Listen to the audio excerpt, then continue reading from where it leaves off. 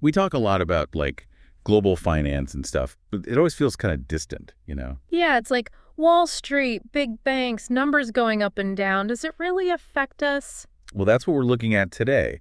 What if, and stick with me here, what if it's not all some random force? Like, what if there's a plan? People Uh, pulling strings to make things go a certain way. exactly. And you know what? One of you, our listeners, gave us a book to look at. It's called, get this, Economic Hitman. It's wild. It claims to be like confessions from this guy who says he was one of these economic hitmen shaping whole countries' economies. No kidding. Yeah. And he talks about this thing he calls, wait for it, the corporatocracy. Sounds like a movie villain, right? Oh, totally. But we're going to dig into this for our listeners, see what this book is all about. Yeah. Absolutely. Not saying everything in it is gospel truth, got to be critical, but the stories, the mechanics he describes, that's what we're after. Right. And the book's laid out kind of chronologically. Starts in the 60s, goes all the way to now. So boom, we're following that path. The table of contents you sent that to mentions Indonesia, Ecuador, Panama, whoa, even Saudi Arabia, Iran. Then later, Colombia, Iraq. It's a world tour of, well, alleged economic manipulation. Buckle up. All right, so this economic hitman thing, the author, John Perkins, says it's about convincing developing countries to take out huge loans for big projects. Roads, power plants, that kind of stuff. On the surface, sounds okay, right? Yeah. Help them develop, get infrastructure going. Yeah, seems almost charitable, right? Well, Perkins says not so fast. The book claims those loans are, shall we say, strategically designed. Okay, so starting with Perkins himself, late 60s, he says he gets recruited into this whole thing. What's going on in the world then? Where's this all starting? The book really dives into Indonesia as one of the first examples. Mid-60s, this country's changing leadership, lots of resources right on the map, strategically speaking. U.S. takes notice. Chapter 3, Indonesia Lessons of Economics, lays it out. Perfect timing then for Perkins and this company he worked for, Maine. What's their game plan? How do they pull this off? He says they'd make these super optimistic, maybe even, well, fake economic forecasts for these huge projects. Like, build this highway, your economy will skyrocket. So they're like hyping it up, making it seem like a sure thing. Yeah, even if, in reality, things might not work out so rosy. But it makes those loans look good, both to the country taking them and the folks lending the money. Wait, but how do you inflate an economic projection like that? I mean, isn't it all numbers and stuff? Think of it this way. You take a project, say a new power plant, and you project huge growth from it, but you don't really consider the risks, you know? So they'd be leaving stuff out, making it look better than it is. Exactly. Maybe the local economy can't support that much growth, or they don't really need such a big power plant. But by overstating everything, the loan seems justified. And boom, the country's on the hook for this huge debt. Yep. Then what? What was the point of all this, according to Perkins? Well, he claims it was about control, influence, get those countries in debt, you got leverage. Oof, that's kind of dark, using money like that. He doesn't stop there. The book even talks about a fallback plan. If the economic hitmen didn't get their way, well, things could get messy. CIA, these guys he calls jackals, it gets kind of scary. Well, hold on, jackals, what, like hired muscle or something? It's implied, not explicitly stated, but yeah, folks who could make things happen, let's just say. Bribes, threats, even worse stuff. Perkins paints a pretty grim picture. So, moving on, early 70s, Ecuador's in the picture. This time it's all about oil, right? Why was Ecuador so important then? Chapter 2, Meeting with Death, sets the scene. Oil's everything. Ecuador's got loads of it. U.S. needs it. So, same playbook as Indonesia, get them in debt, control their oil. Pretty much big loans for infrastructure, you know, pipelines, roads to the oil fields, same deal with the inflated projections, making it look like a can't-miss investment. And the debt becomes the tool, right? Ecuador owes money. U.S. gets a say in their oil policies. You got it. Keep that oil flowing on terms that are good for American companies. It's all starting to sound like a pattern here. And speaking of patterns, Perkins mentions Panama too, and the canal, obviously. What's the deal there? That's Chapter 7, A Paradise Plundered. It's about maintaining control of the Panama Canal. Things vital for trade, for the U.S. Navy, the whole deal. So Perkins is there to make sure the U.S. stays in charge, using those same financial tricks. It's implied, yeah. The book talks about, like, making sure key people in Panama are on their side, using those loans as leverage. Fascinating stuff, though kind of unsettling too. But wait, there's this whole thing about Saudi Arabia and the petrodollar, right?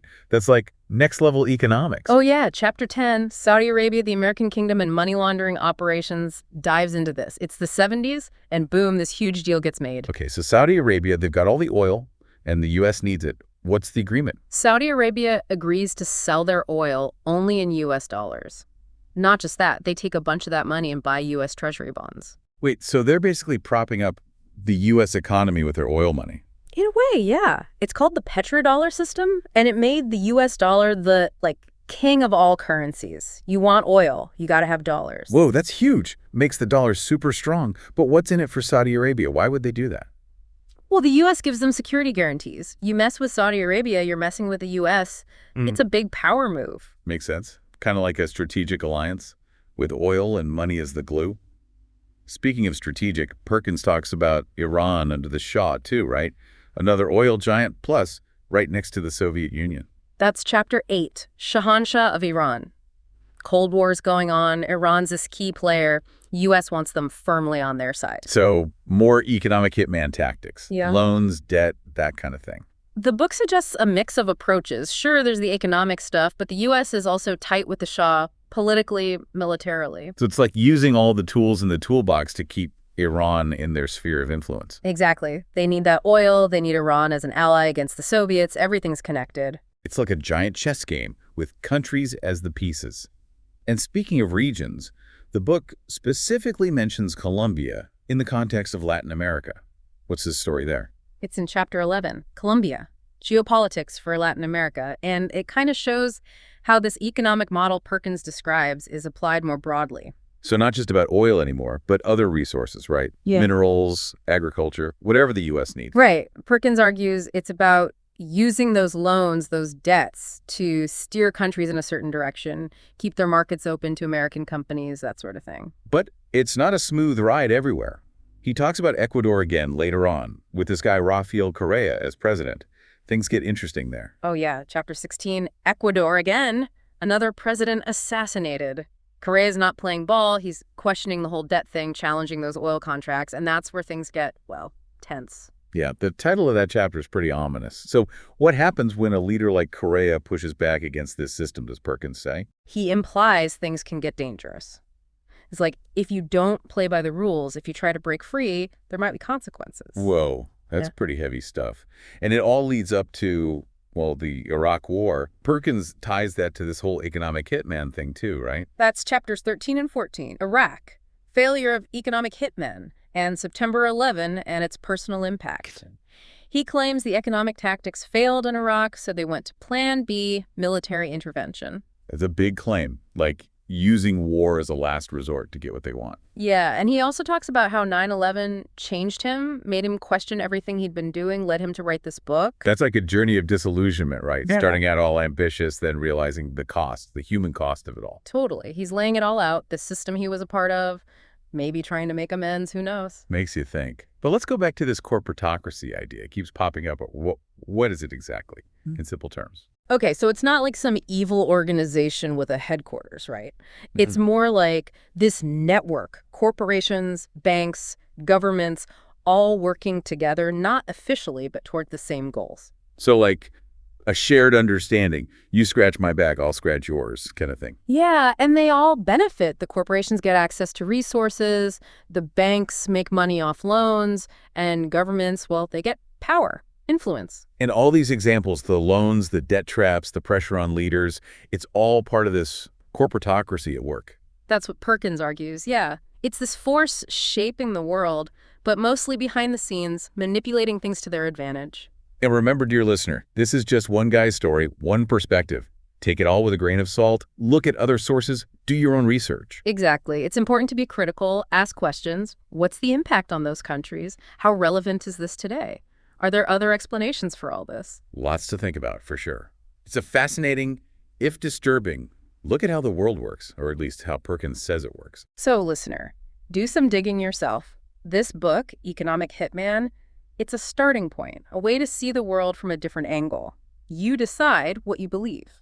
And who knows, maybe those mechanisms Perkins describes, even if we're skeptical, Maybe they can help us understand what's happening today, all those global problems, the power dynamics between countries. It's all connected. Economics, politics, history. Keep exploring, keep learning, because the world, well, it's a lot more complex than we sometimes think. And on that note, we'll leave you to ponder it all. Thanks for listening, and keep those deep dives coming.